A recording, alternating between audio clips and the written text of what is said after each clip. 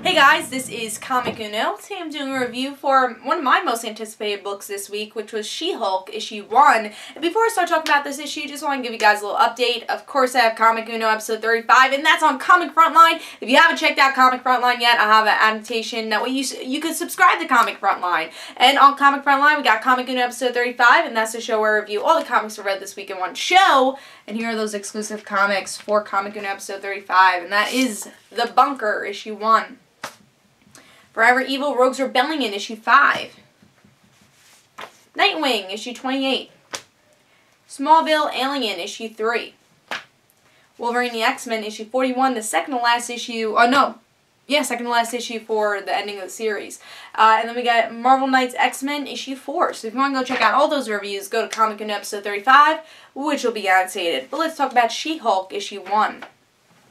Love this cover, and again, I've been totally looking forward to the She-Hulk series, and I personally really love She-Hulk's character. I've read a lot of her solo series. I read the older versions, Savage She-Hulk, Sensational She-Hulk, and personally I love Dan Slott's run on She-Hulk. I heard some people didn't, but I loved his run on the character. I think he did a really good job with She-Hulk, so love that series. I was really looking forward to Charles Soule's series, because I've been loving his writing. I've been loving his Superman Wonder Woman. I know he's been doing other things too, which I can't think of the exact title in my head, but I've been really liking his writing, and especially in Superman and Wonder Woman, and really looking forward to see his voice with She-Hulk, because he's actually a lawyer, he's an entertainment lawyer, so he should know a lot about lawyering. So really excited to see that, and this should have been a really greatly toned series, and a lot of people are saying kind of like an indie series, like a Hawkeye series.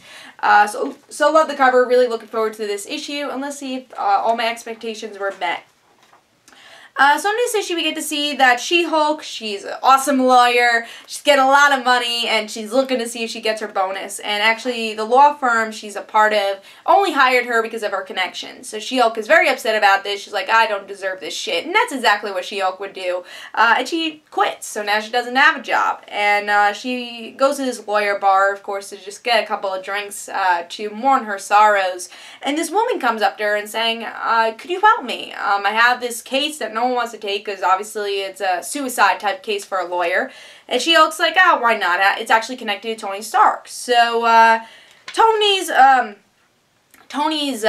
Stark Industries did something to cheat her husband, who was like a worker with supervillains. So again, it's a case that the She-Hulk shouldn't have won. In the end, she finds evidence that her husband, this woman's husband, her client's husband, was right. He made this creation and Stark Industries stole it. And Tony explains exactly, oh, that wasn't my fault, but I'll give you this girl money. You know, she deserves it. Let's take this out illegal. And that was the whole point. This is all that She-Hulk wanted. She just wanted to talk to Tony. She had the opportunity to do that. And the woman actually gives her a good chunk of change to make her own law firm. So now it's Jennifer Walters-esque attorney at law. And she's making her own law firm. So it reminds me a lot of Daredevil. This series actually reminded me a lot of Daredevil and Hawkeye at the same time. And I love the tone of this issue. I did. I loved the way that She-Hulk was written. I think it was perfect. I think the only thing I fear with this issue, with this series, which I've seen previous She-Hulk series do very well, is balance the life of regular Jen Walters and She-Hulk. And I think in this series they're just gonna keep her in the form of She-Hulk. But I would love to see her just a Jen Walters too.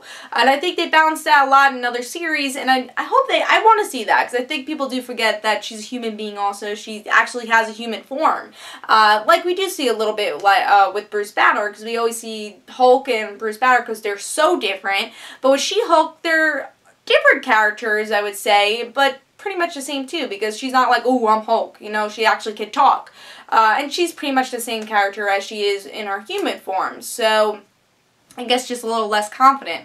But I would like to see human form Jen. I hope we get to see that in future issues. Now, I thought this was a very good tone, a very good setup, but I did have a couple of problems with just this issue in particular. I think it was just more of the story than what this series is going to be about, because I really liked the series and the premise and, again, the character. And I think there are some good moments here.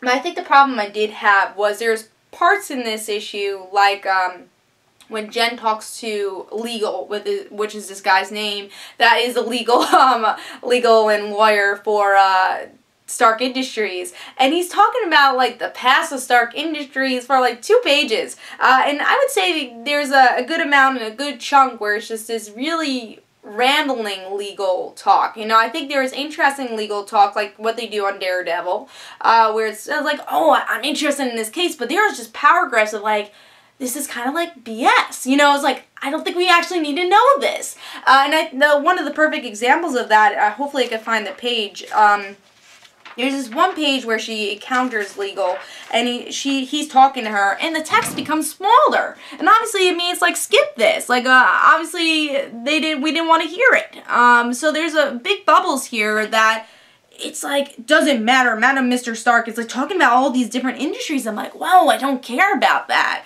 And there was a little bit of that. There's a little legal mumbo jumbo where you don't care what they're talking about. And I hope they don't do that with future issues. I hope it gets more exciting like we get to see in Daredevil.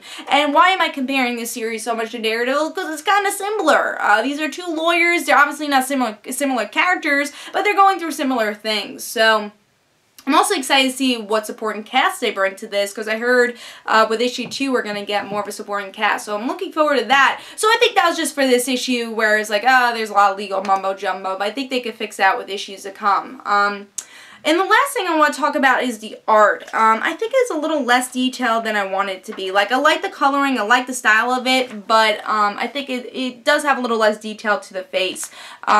So I hope the art does improve as issues go on. But if the story is good, I could definitely live with the art. But I think it's trying to be Hawkeye when it's trying to find its own self at the same time. So I like the coloring, I like the style of it, but the detail needs a little work.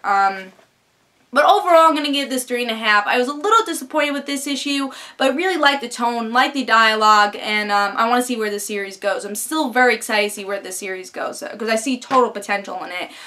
So I'm going to give this a 3.5.